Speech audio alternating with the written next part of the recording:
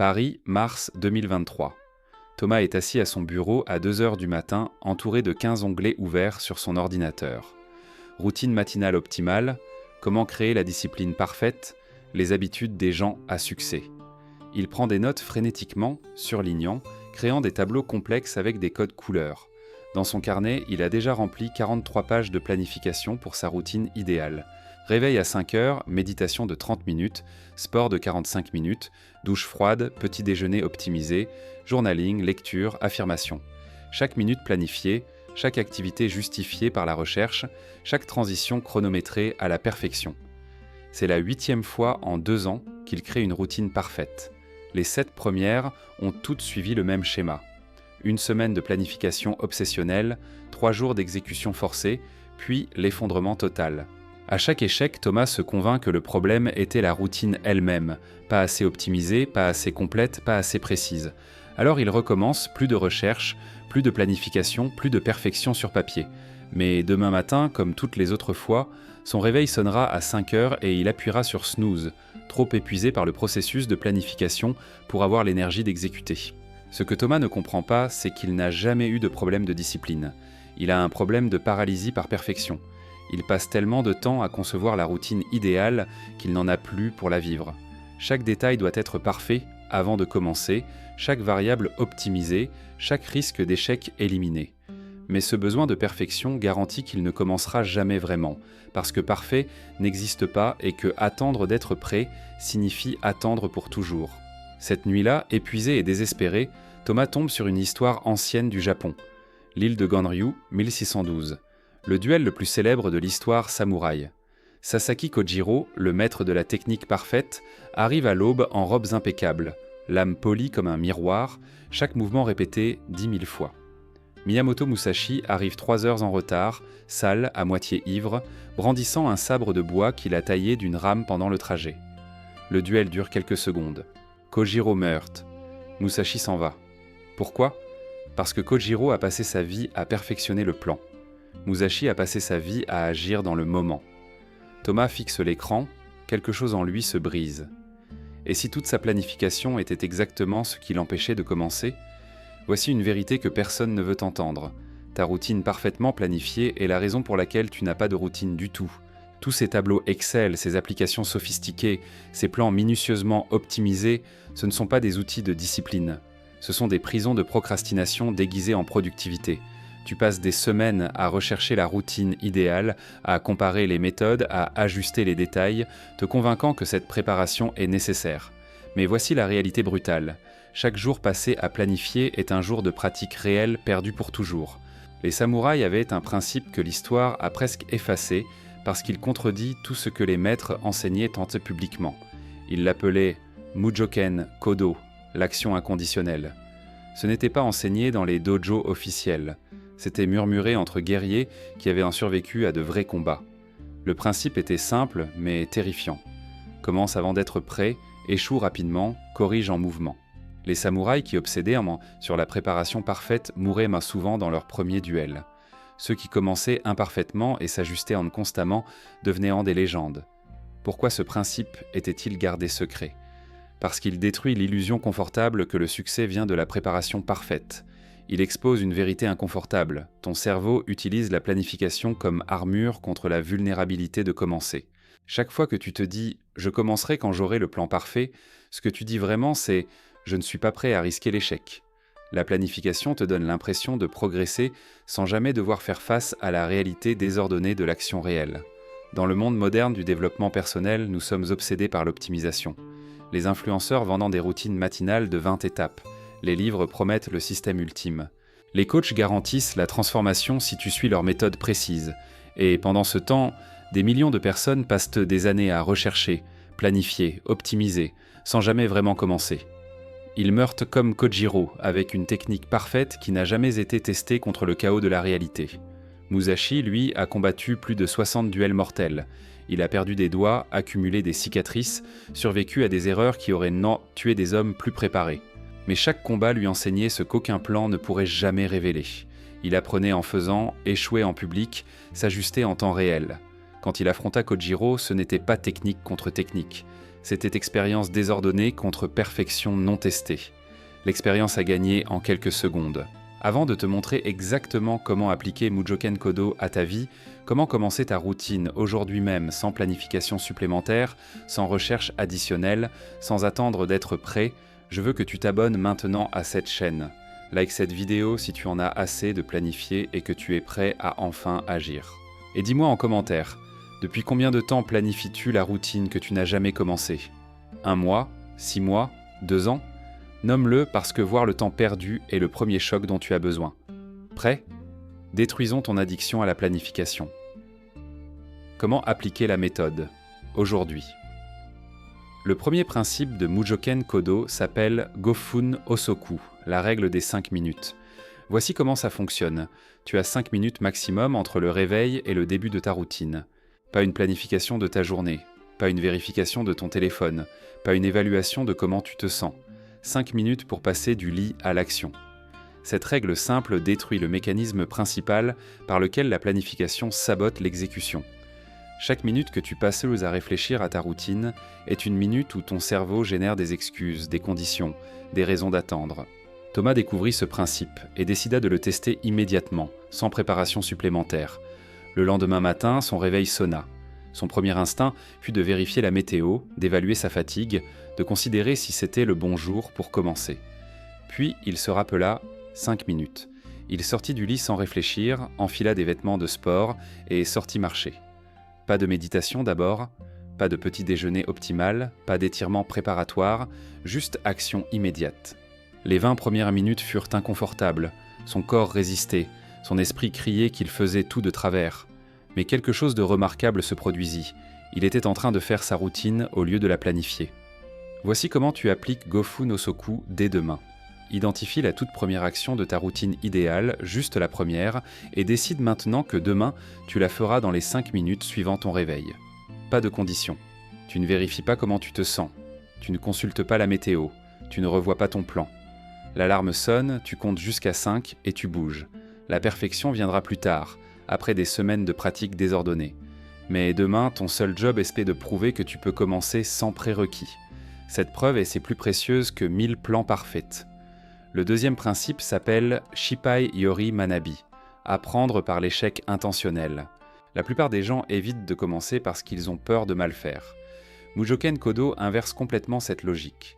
Tu assumes dès le départ que tu vas mal faire, que ta première semaine sera chaotique, que tes premières tentatives seront embarrassantes. Mais au lieu de voir cela comme un problème, tu le vois comme le processus même par lequel l'excellence se construit. Tu ne peux pas planifier ton chemin vers la perfection. Tu dois échouer ton chemin vers elle. Thomas commença sa routine de marche matinale sans aucun plan détaillé. Le premier jour, il marcha 21 minutes, puis rentra, confus sur quoi faire ensuite. Le deuxième jour, il marcha 30 minutes et réalisa qu'il avait oublié de boire de l'eau avant. Le troisième jour, il sortit trop tard et dut se dépêcher pour ne pas être en retard au travail. Chaque jour révélait un problème que sa planification obsessionnelle n'avait jamais anticipé, parce que ces problèmes ne peuvent être découverts que dans l'action. Mais chaque problème découvert était aussi immédiatement corrigeable. En une semaine de pratique chaotique, il avait appris plus sur ce qui fonctionnait vraiment pour lui que 6 mois de recherche théorique ne lui avaient jamais enseigné. Ta pratique de Shippai Yori Manabi, commence ta routine demain en t'attendant explicitement à ce que ce soit un désastre.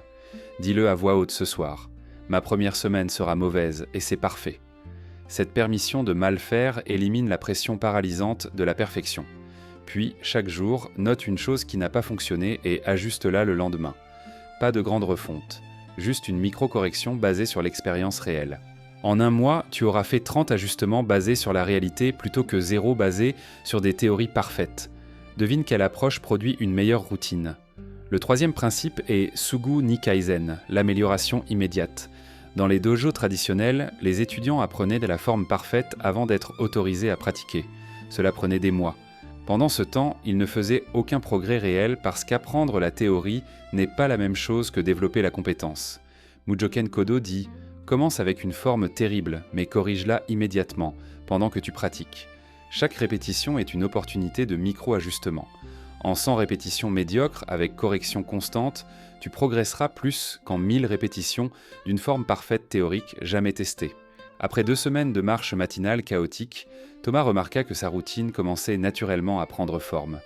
Non pas parce qu'il l'avait planifiée, mais parce que son corps et son esprit découvraient ce qui fonctionnait. Il se réveillait naturellement quelques minutes avant son alarme.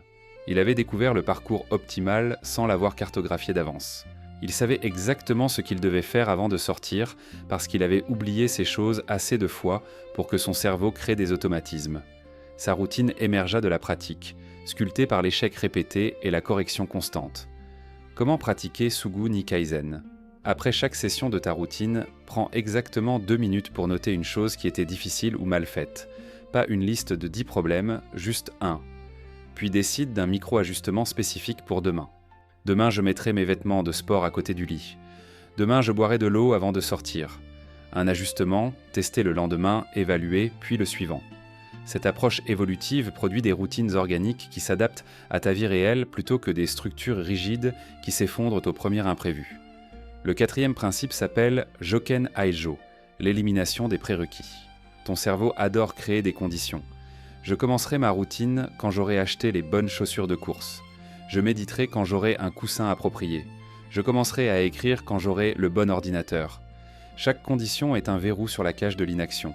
Mujoken Kodo détruit systématiquement chaque prérequis. Tu n'as besoin de rien pour commencer, sauf la décision de commencer. Musashi a taillé un sabre dans une rame de bateau et a vaincu le meilleur épéiste du Japon. Tes excuses sur l'équipement parfait sonnent plutôt creuses face à ça. Thomas réalisa qu'il avait passé 2 mois à préparer sa routine. Acheter un tapis de yoga parfait pour la méditation qu'il ne faisait pas. Commander des suppléments optimaux pour le petit déjeuner qu'il ne mangeait pas. Télécharger 5 applications de suivi pour la routine qu'il n'avait pas. Tout cet équipement était devenu une excuse sophistiquée. Je ne peux pas vraiment commencer tant que je n'ai pas tout le matériel nécessaire. En appliquant Joken Aijo, il jeta mentalement tous ses prérequis et se demanda « Que puis-je faire maintenant, avec rien ?» La réponse était « Tout ». Marcher ne nécessite rien. Méditer ne nécessite rien. Écrire nécessite un stylo et du papier. Tout le reste était du théâtre. Ton exercice de Joken Aijo, fais la liste de toutes les choses que tu penses devoir avoir ou faire avant de pouvoir commencer ta routine. Puis barre-les toutes, demande-toi, si je perdais tout demain, comment ferais-je cette routine avec 0 ressources ? Cette version dépouillée est ta vraie routine. Tout le reste est du confort optionnel que tu peux ajouter plus tard, après avoir prouvé que tu peux maintenir la version minimale. Commence avec rien parce que rien est tout ce dont tu as réellement besoin. Le 5e et dernier principe est Keizoku wa Chikara. La continuation est le pouvoir. Les guerriers qui survivaient comprenaient qu'en Inde que la consistance imparfaite bat la perfection intermittente à chaque fois. Mieux vaut une routine médiocre pratiquée 100 jours consécutifs qu'une routine parfaite pratiquée 10 jours puis abandonnée. Le pouvoir ne vient pas de l'intensité, il vient de la répétition ininterrompue. Ton cerveau apprend par pattern recognition. Un pattern faible mais constant crée des voies neuronales plus fortes qu'un pattern intense mais sporadique. Après un mois de pratique, Thomas fut tenté de améliorer sa routine maintenant qu'il avait de l'expérience. Ajouter plus d'activités, optimiser les séquences, créer un système plus sophistiqué. Mais il reconnut l'ancienne addiction revenant.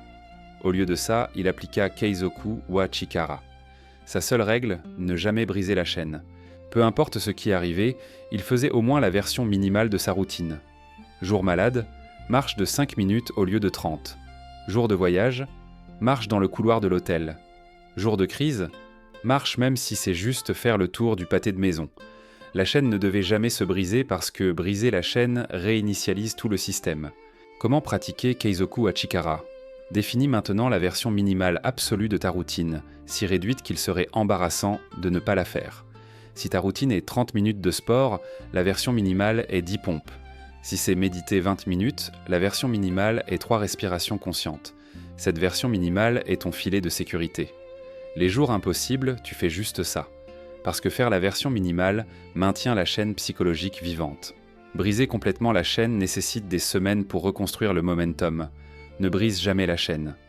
6 mois après avoir découvert Mujoken Kodo, Thomas se réveilla et réalisa quelque chose d'étrange. Il ne se souvenait plus de la dernière fois où il avait planifié sa routine. Elle existait maintenant comme une seconde nature, pas parce qu'elle était parfaite, mais parce qu'elle avait été pratiquée imparfaitement pendant 180 jours consécutifs. Chaque jour avait été un peu différent, chaque semaine avait révélé de nouveaux ajustements, mais la chaîne n'avait jamais été brisée. Sa routine n'était pas celle qu'il avait planifiée 2 ans plus tôt. Elle était meilleure parce qu'elle était vraie, forgée dans la réalité plutôt qu'imaginée dans la théorie. La leçon de Musashi n'est pas qu'il faut être chaotique et non préparé. La leçon était que l'action imparfaite crée plus de sagesse que la planification parfaite. Kojiro était mort avec la technique la plus parfaite que le Japon ait jamais vue, mais elle était non testée contre le chaos réel. Musashi a survécu 60 duels, non pas parce qu'il était parfait, mais parce qu'il était adaptable, et l'adaptabilité ne peut être apprise que par l'expérience répétée de l'imperfection. Les 5 principes que je t'ai partagés, la règle des 5 minutes, apprendre par l'échec intentionnel, l'amélioration immédiate, l'élimination des prérequis et la continuation comme pouvoir, ne sont pas des suggestions à planifier. Ce sont des actions à prendre demain matin. Pas après plus de recherche, pas après avoir créé le plan parfait. Demain matin, dans les 5 minutes suivant ton réveil. Si tu attends d'être prêt, tu attendras pour toujours parce que prêt n'existe que de l'autre côté de commencer. Si tu veux rejoindre une communauté qui pratique Mujoken Kodo, qui commence imparfaitement et corrige constamment, qui valorise l'action désordonnée plus que la planification parfaite, alors abonne-toi maintenant à cette chaîne. Active la cloche pour ne manquer aucune vidéo. Chaque semaine, je partage des principes d'action inconditionnels, testés dans ma propre vie et vérifiés par des siècles de sagesse guerrière. Dis-moi en commentaire, quelle était la première action que tu feras dans les 5 minutes suivant ton réveil demain ? Ne planifie pas une routine complète. Nomme juste une action. Une. Parce que cette action unique, pratiquée demain imparfaitement, vaut plus que 1000 routines parfaites planifiées, mais jamais commencées. Ton engagement ici n'est pas une promesse pour plus tard, c'est une déclaration d'action pour demain matin. Rappelle-toi les mots d'un vieux maître samouraï, le guerrier parfait meurt lors de son premier combat. Le guerrier imparfait qui continue devient une légende. Ta routine parfaitement planifiée est morte avant de naître. Ta routine imparfaite commencée demain vivra et évoluera. Arrête de planifier. Commence demain. Échoue rapidement. Corrige en mouvement. C'est la seule voie qui fonctionne réellement. Merci d'avoir été ici. On se retrouve dans la prochaine vidéo après que tu aies commencé, pas planifié.